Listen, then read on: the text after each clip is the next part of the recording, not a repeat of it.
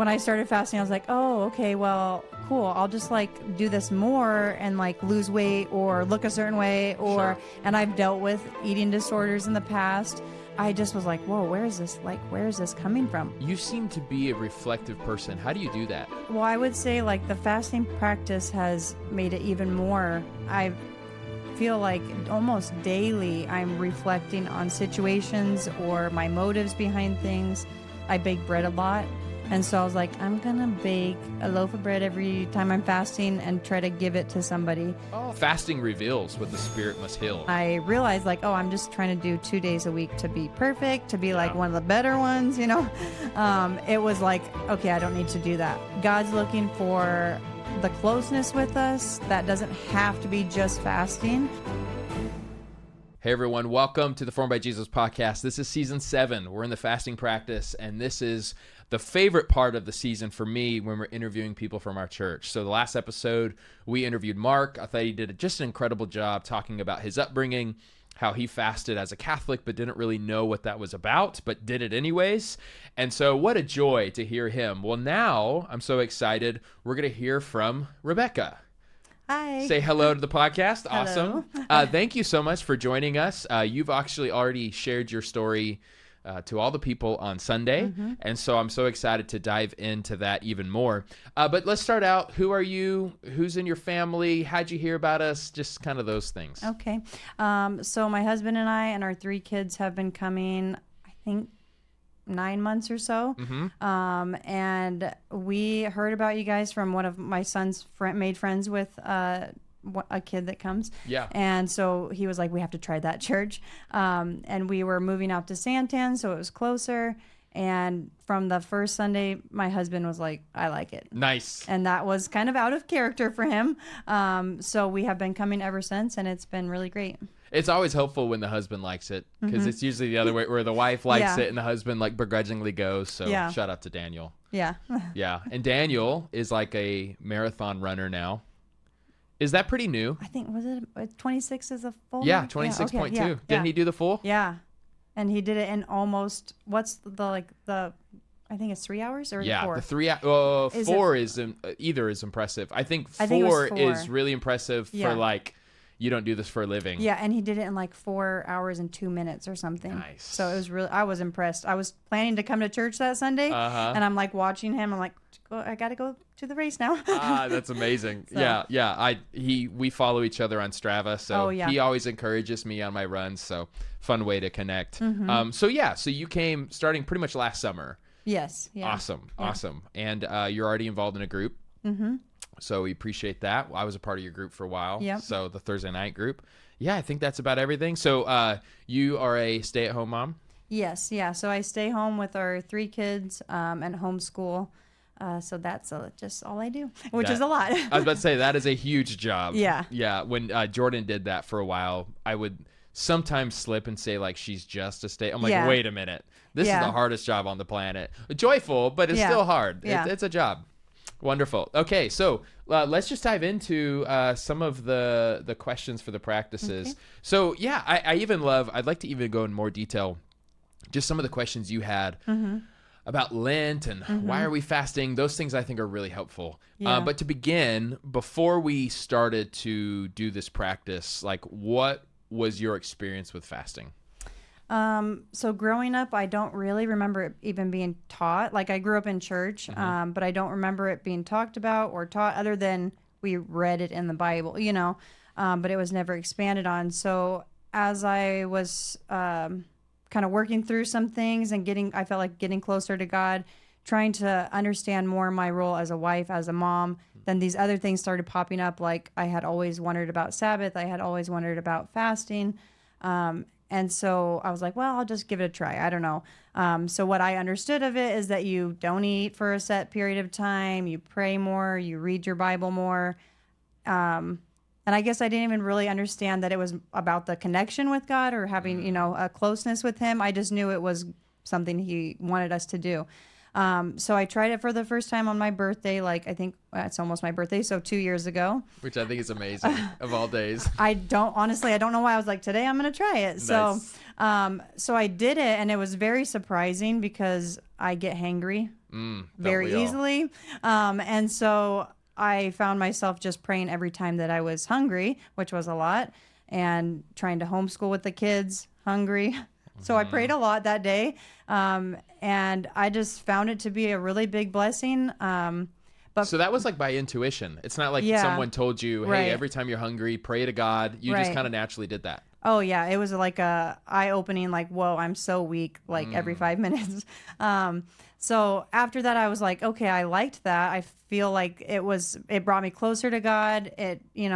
And so I wanted to kind of continue. And I think I did sporadically a few times, but it was very like I had not learned the kind of the background on it and the understanding of why I'm really doing it other than a closeness with God, So when I heard that we were going to do it, I was like very excited. Oh, cool. I love that. The few, the proud, or the few, the humble. No. So has fasting ever been a fear of yours that it could be like overly religious, like some of those fears that I'm trying to earn something? At first, I didn't really think about it. I think you and I have talked like on email or something. We mentioned how some of these practices were taken out of church because they were like, oh, we don't want to seem too religious. Yeah. And I think that's kind of my upbringing is that they took a lot of things out in the churches because it wasn't like they were trying to get a huge crowd. I think they just didn't want to dive that deep or they just thought it was too religious. So for me, I knew right from the beginning that it was like my heart was to do it a certain way. And I wasn't being pressured by anybody or any church. It was just like my heart was longing for that. So I didn't feel that worry at all. And I think for me, that was great that I already had that. And then we started to talk about it at church, true. Yeah, we found the two that people got most nervous about are Sabbath. Which you weren't here when we did that. I'm so sad. But we're going to do it again in February. Okay. So we're just, so that'll be in a year or less than a year now. But people were worried about Sabbath because people grow up in homes where Sabbath, it's like so legalistic. And then fasting has been the other one where it's like, how rigid are you going to be? How much are you going to expect from us? And so invitation only, I think, is a really important part. I'm such a terrible interviewer, but let's talk about those questions you had with Lent. Can you maybe even parse out what you were kind of mentioning to me and then we can chat about that? So when you first mentioned Lent, I was like, this is weird. Because I had only heard that in the context of Catholics doing that. And the Ash Wednesday, because my dad grew up Catholic. Oh, okay. So I kind of had some little pieces of that knowledge. So I was like, okay, I mean, we've gone here long enough. I trust that you know what you're talking about. Yeah. It helps that wasn't the first Sunday, right? Right. Yes, I would have been very confused. So yeah, I just was like, okay, well, obviously everything we've gone over so far has been stuff I've wanted to dig into. So I want to know what this is about, and I feel like it's perfect. Obviously it was on purpose that we did fasting first. Yes. And then this practice, because I feel like the fasting is like showing you what you need to kind of abstain from during Lent. So I guess I think my question to you was kind of more like, what's the history on it? Yeah. And it was really, way to tee it up. You're good at podcasting. Come on. I think it was like a fear. And I remember thinking this years ago, oh, Lent, that's a Catholic thing. But then when you study church history, it's like, oh, for centuries, the church has been doing it. And it really wasn't until the 1700s that Protestants were like, yeah, let's not do this anymore. And it was really around that same time that Catholics weren't doing it that much either. Catholics would do it, but they changed it to where it's just don't eat meat on Fridays. Okay. So it became a very small version of it. In fact, one of the popes, I think it was one of the, some are decent, some are bad. You know? One of the popes in most recent history was tracing the power or the effectiveness of the Catholic Church really began to drop. It lost its anointing when they stopped actually fasting, when it just became just only fish Fridays. And it's like, man, if we go back to the heart of this, there might be something there. So yeah, it was really like looking at, really the base of it is Jesus fasting for 40 days. Why don't we follow his pattern of the 40 days leading up to Easter? But this is the first time our church has done Lent. So we've never done it before because we never taught on fasting. So it's like, if we just told people, hey, fast for 40 days, they don't really have, what's the heartbeat behind it? Right. We haven't wrestled through it for a month. So that'll be interesting in the coming years. How do we like reteach it again and prep for Lent? So we just knew Lent would be the time this year. But, and then we'll go back to you. But the other thing we've noticed is like the modern church pretty much has removed all the practices except like come to church, read your Bible, and give. Yeah. And it's like there's so much more. When you read the life of Jesus, he did so much more than that. Not to earn God's favor, but to turn our whole attention to the favor that's already ours in Christ. So that's why we've been on the journey of those 9. And so we totally get it when people get nervous. Like I appreciate when people get nervous because it's like you're asking the right questions. Yeah. Like I was nervous too. Let's talk about it. Yeah. So you were not alone in that question. We had a lot of people ask like, hey, like we've been around long enough. We trust you, but it's like trust but verify, you know? So well, like, yeah. I still want to know what is this? So I thought that was a great question. Yeah, that actually makes all that you just said makes me think like I want, and you probably kind of know, I have a better understanding. I wonder if around the time when they kind of gave up on a lot of that stuff, the discipleship aspect maybe was not as strong. Because I feel like in churches now, you don't see that often. It's like come Sunday, go home, do your thing. And so I wonder if they're like, well, it's just too much to spend that much, inputting into other people that much. So let's just stop the practices because that's even more work because they don't understand it, Yeah, that's true. It's messier. Yeah. I think it's... now I'm going to get even nerdier because you asked. Rene Descartes, like the Enlightenment, introduced this thought that Christians, we are just thinking beings. So we divorced our mind from our bodies. So when that happened, when it just became, and Dietrich Bonhoeffer talks about this in the 1950s, he calls it cheap grace, or he talks about cheap discipleship, where we have boiled down Christianity to just have you prayed a prayer to receive him. Right. But when you read the Bible, it's like, no, are you living this kingdom life? But I think it's all based off of that idea that all you have to do is mentally assent that Jesus is your savior. So then when you actually read the scriptures and see that he's your rabbi and he tells you how to live all of your life, then those practices should start coming back to the forefront. Yeah. And it goes back to like, I think, we're so Sunday centric. So it's so easy as a pastor to get caught up like, okay, it's just about how many attenders did we have Sunday? And then you just lose the whole vision. Yeah. So we try not to knock on any other church. Like we're just doing our thing, but that is a thing. Like that is a problem that we're trying to address in our little corner of the universe. Yeah. So totally. I think it's when we divorce the mind from the body, Yeah. but we are we are spiritual beings, which includes our body and our mind and our heart and all of those things. So, okay. Great question. Okay. So that was your experience before. And so you had a good experience before you had done this, but also some questions. Right. So what are some of the main things you learned as we started in February about fasting that was helpful? I think you kind of just touched on it. Like Caleb had talked about that you're either like, I can't remember no, I'm not going to remember. Yeah. But like basically saying like some people are Christians that are just thinking it's only a mental, like you're just saying in your mind. And like you're just kind of separated from your body. Can you help me remember how he said it? Like we either glorify our body too much or we put it to, like we just say it's nothing, that kind of thing. Exactly that. Yeah. So that was like a interesting thought because I was like, ooh, where am I on that scale? So that was an interesting thought to kind of think like, and then learning that back then they did it rhythmically. Yes, I don't nailed know it. that word. But yeah, so knowing that they did it that way and kind of understanding that there's a physical benefit, obviously, from it. But just knowing that it was like their set thing they did all the time. That was really interesting because like I said, I didn't know that before. So kind of understanding those two things and then kind of taking my personal inventory of like, what do I think, like, am I attached from my body? Do I think it's part of like, so helpful, and so just really looking at that kind of. Yes. The last conversation we had with Mark, he said he realized like there are physical benefits and that's not a bad thing because we are bodies. Right. But he said, I realized fasting for him helped when he made God the main goal, and the bodily benefits of great bonus. Like, yeah, praise the Lord. Like, I'm getting healthier because, the autophagy that happens 24 hours in, like your cells are killing off the dead cells and all those sorts of things. No, that's really helpful. What are some of the rhythms that you have? So you said rhythmically. What has been the rhythm? I even loved your story about how you tried twice a week for a while. Yeah. So I right away when we started talking about it, I was like, okay, I think I started with once a week. And then like after the second Sunday that we talked about it, I thought, okay, I'm going to do twice a week.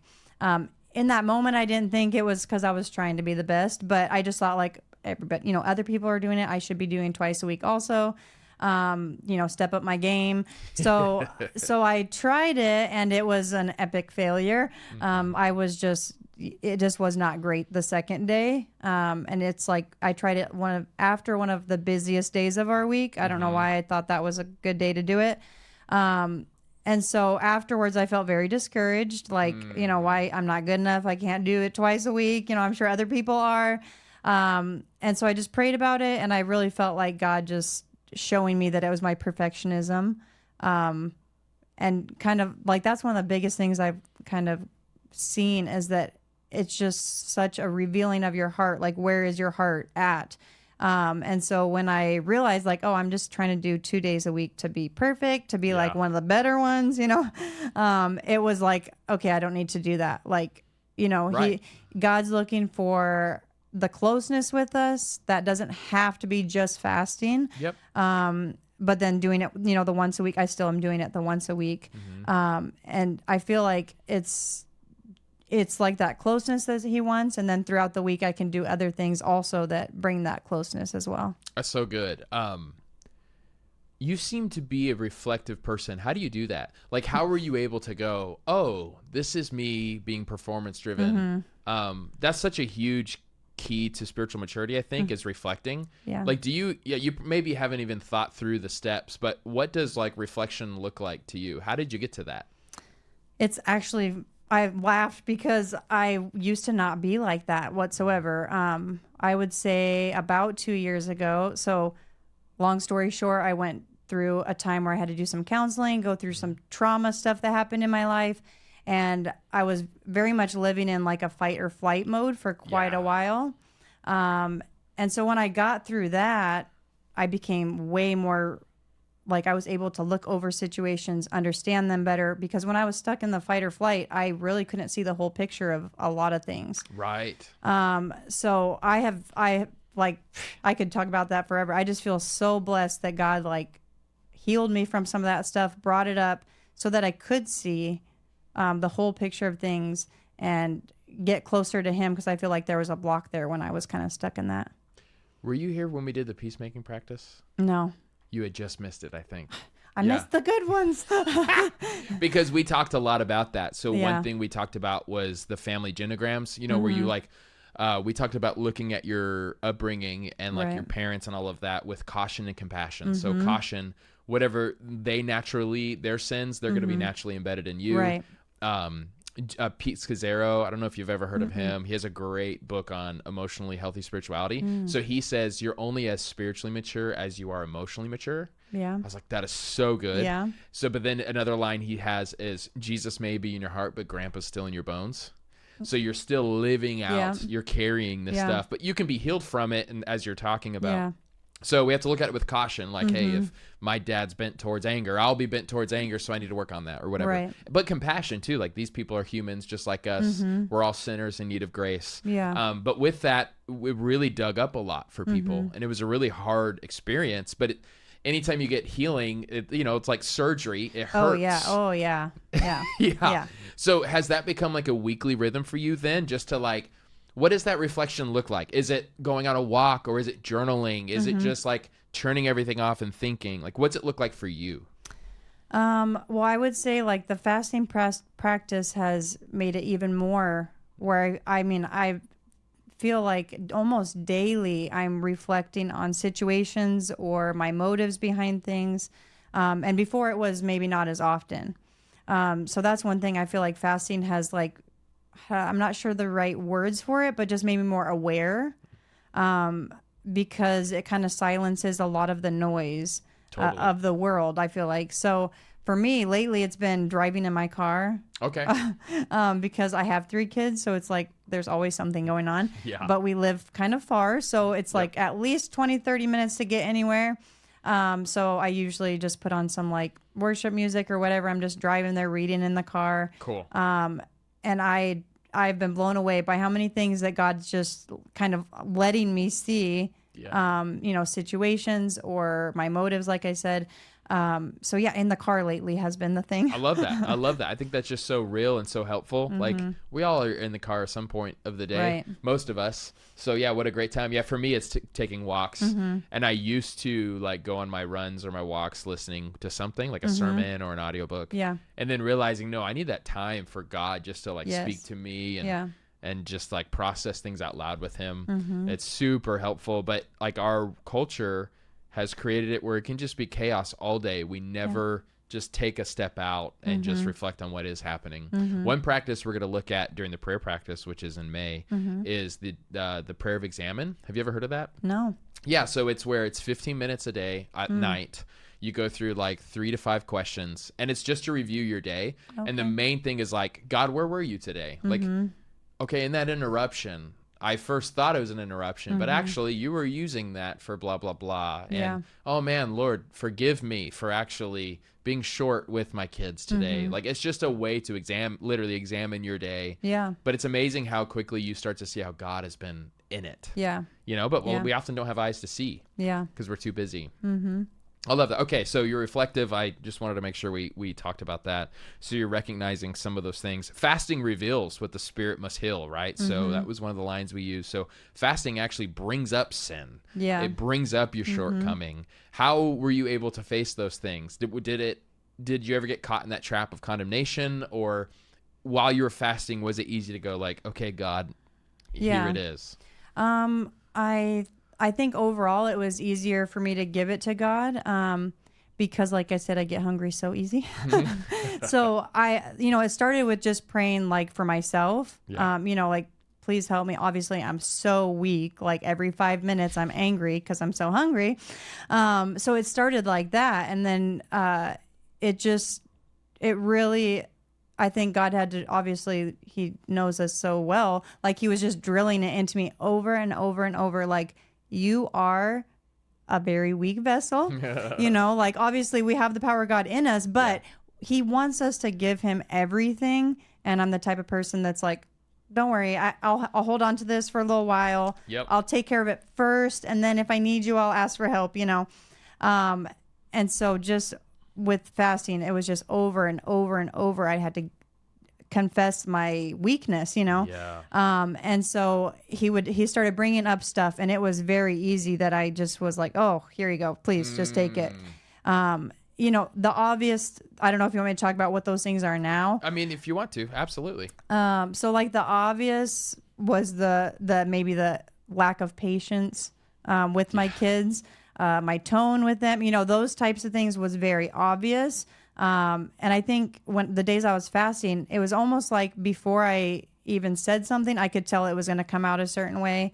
Where on normal days it would be, I'm halfway through saying something and like, oof, that's not nice. Sure. And so that was kind of the first kind of thing that was revealed, obviously, like our tendency when we're upset or hungry. Yeah. But then he also definitely brought like perfectionism was a huge one, like, because right away I tried to do 2 days a week. That didn't work. So yeah, I mean, he started bringing lots of stuff, like even stuff I thought I had worked through, that I was like, why is this a problem? Yeah. And so I think there was a little bit of a time. So like one of the things that, it's personal, but I don't care. That like when I started fasting, I was like, oh, okay, well, cool. I'll just like do this more and like lose weight or look a certain way Sure. And I've dealt with eating disorders in the past. So I just was like, whoa, where is this coming from? That's been a very long time since I've even had thoughts of that, and so God kind of just revealed to me, like, you're just trying to control. You're still trying to control, like, and so it was within a day or so, I mean, it was a blessing to kind of walk through that with him. Like, I just, towards the end, felt like, so if I reflect on all the things about my body through my life, like I have 3 kids, like, all these things. So the more that things got brought up, I would remember and be grateful for the other side of it. And once you see how much God has done and feel all that gratefulness, there's no way you can feel the same that you did when it was in a bad place, Yeah. I love how you're dealing with it. Like the temptation. And I guess that's the heartbeat of fasting. I'm not running away. Right. I'm dealing with the sin. I'm dealing with the problem. I'm thinking this through. I'm confessing. That's so helpful. And I do love, like, even Paul's line about how we're jars of clay. This whole idea of the jar itself is so worthless, but they would actually put the biggest treasure inside of those jars. And that's God in us. And so, but we have to remember we are just jars of clay. That doesn't mean we're worthless. No, like Right. we're created in the image of God, but we are helpless without him. Yeah. I know. I love that. I love how those things have been brought up. And if we don't deal with them, healing's not coming, right? Like Right. you have it comes up in other ways. So Yeah. fasting reveals what's already been Right. ruining your life. Right. You might as well just deal with it. Yeah. So I'm grateful that, I mean, it's not fun to see some of those things come up, but I'm grateful that I'm able to see now. It seems like I'm able to see it more and talk about it with God, because you don't want to leave it there, obviously. Right. So you're doing Lent, and so I love that you're abstaining. I think it's so helpful. 2 questions on that. One is actually, which one do you? I hate comparing, but which one do you think is more beneficial for you in your season? Fasting for a day or abstaining from? Because You have to pick. I know. That's why I feel like it's a lame question. But yeah, what has Let's shift it. What has abstaining done for you? And again, you mentioned this Sunday, but again, people could be watching this so much later. What are you abstaining from, and how has that been super helpful for you? So I think I said earlier, but like, because I started fasting, it kind of helped me with the Lent part of it. And so the days that I would fast, I would be less, concerned with outer things like, what's on the news or Facebook. I'm an old lady, so I don't have Instagram. So like, Facebook or the news, that kind of stuff would kind of pull my attention. But on the days that I'd fast, I didn't really care about that. I would be more like reading, if I had to spare a minute, read a couple verses or pray. And so like when we talked about Lent, at first I'm like, what is this? And then after I got past that, I'm like, okay, I feel like God was already kind of speaking to me, saying like, that stuff that you're inputting, it's not bad, but it's time consuming. And I think it was, in a sense, kind of pulling my attention away from my family, because I would start to feel a little bit anxious, like, the news, Sure. Anxious about like, just even on Facebook, you see other, stuff like, oh, I need to buy this for my house. I need that, Or like the third soil Jesus says, like it's all over social media, the worries of this age, right? The deceitfulness of wealth and desires for other things. I mean, that's just on constant. Yes. Yeah. So I felt like God was already kind of like showing me like, hey, that stuff's like kind of pulling your attention. It was almost like when I wasn't doing something, I was thinking of those things. Sure. Like what's happening in the news, what's on Facebook, or what do I need to buy for my house? So it was like my attention was on that. And so it was kind of like when we talked about Lent, it's like, well, okay, why don't I just take that stuff out? And if I do have extra time, then I'll just do what I do when I'm fasting, either pray or... Oh, cool. So I feel like that's also giving me more time to reflect, because people send me a lot of videos on Facebook, like Messenger, and I'm like, sorry, I'll watch it later. Nice. Because I just feel like, once you start looking at one thing, it leads to another and then another. And so I guess you asked, what am I abstaining from? So basically, any social media, news, which is, I like the news, but, and then, I'm still listening to worship and stuff on YouTube. So those type of videos I see, but, mostly just keeping my focus like on my family and not like being so concerned about what I would like to buy for my house or what's happening in the news, or, like just trying to really stay focused on my family. So that's dipping into another practice we addressed that when you weren't here, but we'll get back to it, is simplicity. So it was that, like, let's simplify our things. Like, maybe we don't need to buy so many things, right, but also simplify our attention. So social media is literally designed like a slot machine, where it's like, what am I going to get this time? What am I going to see this time? And so, it's training. It trains us to addict us, because we're the product, not the consumer. Right. So yeah, I think that's really helpful. But I love that you weren't there for the simplicity practice, but the Holy Spirit led you to that. Yeah. And that's what fasting does. I love how all of these practices, they touch on the others. So like, what's fasting without prayer? Right. What's fasting without scripture reading? Like, all these things, if you do one, it's amazing how it begins to help with all of the others. Okay. So yeah, that was a bad question about fasting versus staying. They're both awesome. They're both awesome. Yeah. Yeah. Okay. So what, I feel like some of these you've addressed, but I'll try to go through some of these other questions. How has your church community or Together group encouraged you or engaged with the practices with you? So that's the thing, like the stuff like Sabbath and stuff. Every time I'm like, oh, I'm so sad I missed that one. They're like, go watch it. I'm like, I can, but I want to you're not gonna be do it there. together. I want our group to be doing it together, So with our Together group, not everybody participated, which is fine. But there was some that did. And that was really encouraging because, going on Sunday and hearing you and Pastor Caleb talk about your experience is great.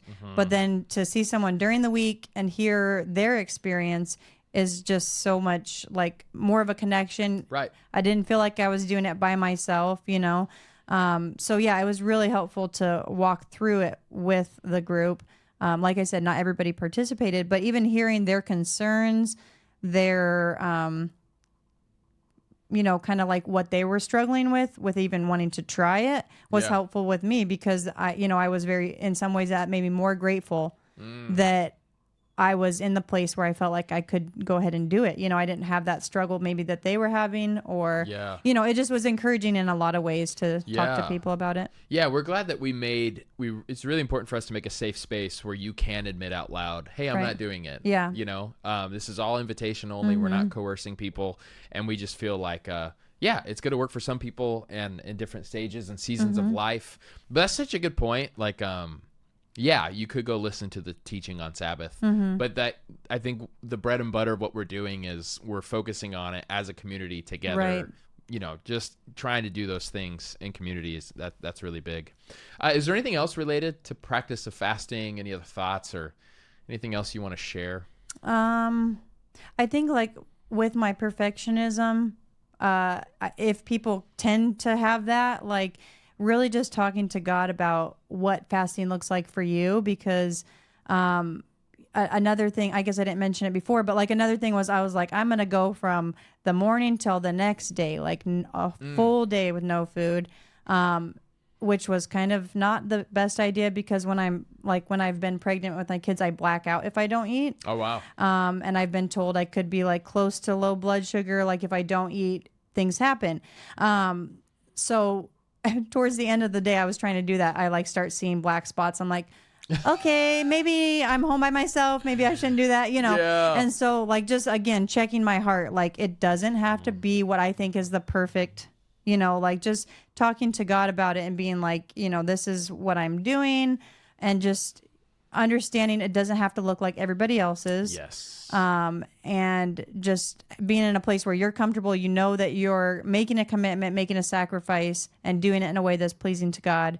But the main thing is your heart. Like if you do 3 days and your heart's in the wrong place, God's like, cool, Yes, exactly. Like Isaiah 58, the last week we talked about, God's like, look, I'm not even hearing your fast because your heart's not in it. You're not caring for the lost and the poor. Right.